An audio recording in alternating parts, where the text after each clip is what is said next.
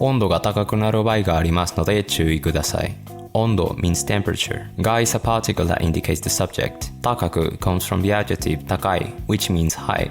When the E sound of an E adjective changes to ku, it takes more of an adverbial feeling, thus making it highly. But naru means to become.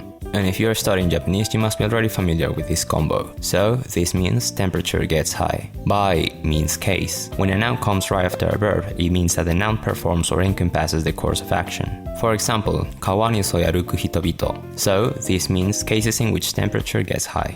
Aru means to exist for inanimate objects, moving machines, or abstract nouns, so we can interpret it as there are. There are cases in which temperature gets high. Node means because. Chui means attention, and kudasai means please. Let's put this in perspective. There are cases in which temperature gets high because attention please. Bro, it doesn't make sense. Yo, chill. This is the grammatical order you must think of when you see a because in Japanese. Because A, B.